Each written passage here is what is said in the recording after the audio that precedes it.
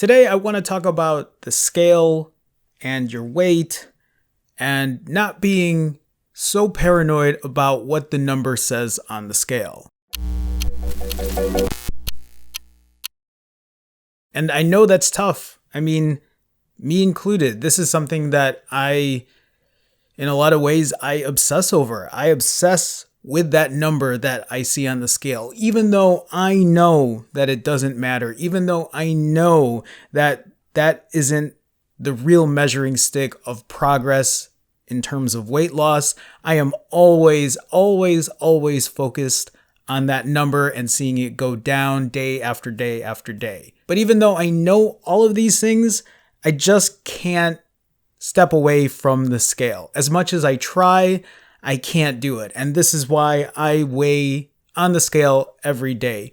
But I want to talk about other methods of just using the scale other than just relying on the scale is what I mean to say. But even though I use the scale every day and I step on that goddamn thing every day and I focus on those numbers, I know that I try to keep my mind focused on the fact that it still doesn't matter at the end of the day, that I still have other methods to use that solidifies that my progress is still continuing despite what is showing on that scale. So I'll tell you right now, the biggest thing that people will fail on when using the scale is when they don't see that number drop, they just think it's not working at all, that fasting isn't doing anything, that why even try because it's not working. And I will tell you right now that that is not the case. That isn't the case. And a lot of that has to do with water retention. So much has to do with water retention.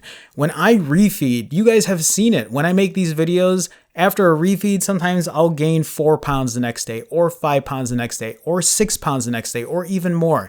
When I went to San Diego, on like a mini vacation, I went at the end of February and I weighed in at 152.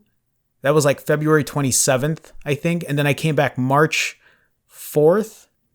So was that 6 days? And I weighed 169. I put on 17 pounds in those 6 days. You guys have to be crazy thinking I put 17 pounds of fat on because I didn't. That weight eventually dropped off.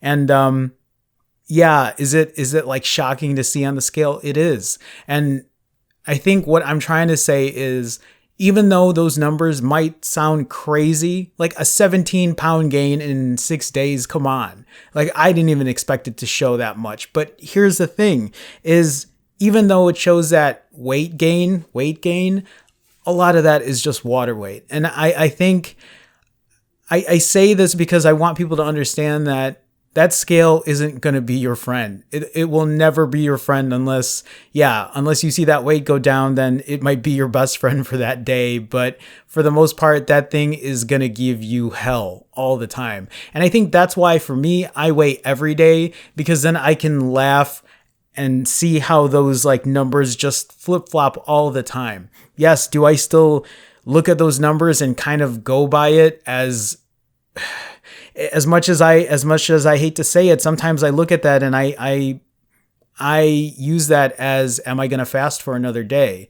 And so here's the thing is, like, even if I do use that as a motivator to fast another day, that's because I know I still have fat to lose. If I was, super skinny and I had like 10% body fat or whatever, then yeah, I would definitely have to reevaluate, am I going to fast another day because I'm so upset about a stupid number on the scale? But I know that right now I still have fat to lose. I still have a goal to get to. So it's not going to hurt me to fast another day, especially if I'm feeling fine and I'm healthy and, no other factors are playing into it. But I wanted to take the time too to give you a couple other tips that I use when I have been losing weight, dropping these 70 pounds. And one of them is just using, measuring tape, right? I've taken measurements. I'm not the best at it, but one thing that might help you if you haven't is to use measuring tape instead of looking at the scale. And, you You can measure your waist and your arms, and you can Google it. There's a whole bunch of ways to measure and see where you're losing. I would always measure around my neck because that was a big indicator for me if I was losing weight. Around my belly button, like right above my belly button, I would measure. And like this is the part here that I have the most trouble losing weight in. So sometimes that would be frustrating because I wouldn't see that number drop, but I would always see number drop like around my neck or like around my like my upper thigh or around the bicep, just things like that. Those are things that might be helpful too. But I will tell you the biggest thing that's helped me more than anything else, more than the scale, more than measuring tape, is clothes that fit really tight or don't fit at all. What I do is in my closet, I would put it at the very front, right? I would have a shirt like this shirt 2 months ago. Like this has so much excess on it now. This is a size small shirt. I could probably wear an extra small at this point. Like this shirt is starting to look big on me. But what I'm trying to say is I used to have this shirt sitting at the very front of my closet, and this is the reason I'm wearing it. I would have it at the very front of my closet, and I would try to wear it once a week. And when I first wore it, it was super tight. And let me share some personal information with you. What I used to do with this shirt, I'm going to actually stand. What I used to do with this shirt is what I used to do with this shirt is I would try to like stick my gut out, right? Until the button would pop, because that's how bad it was when I wore this shirt. It was so tight that the button would pop right around here because this is where I had the most weight. And later on, I wasn't able to get that button to pop by like stretching my gut out.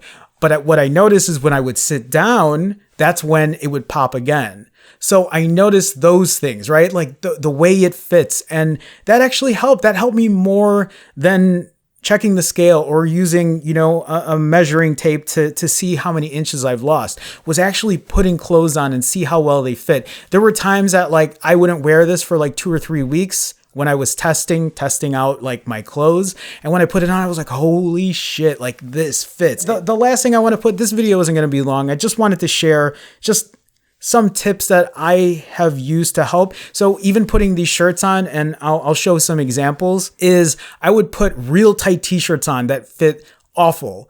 And I would take pictures of myself, and I'm debating if I should share that or not. If I do, you'll see it get posted here. But I would take a picture of myself with a shirt so tight, and I taking a picture of myself would keep me accountable, because then a couple weeks later, I would wear it again and it would look smaller. The shirt would fit better.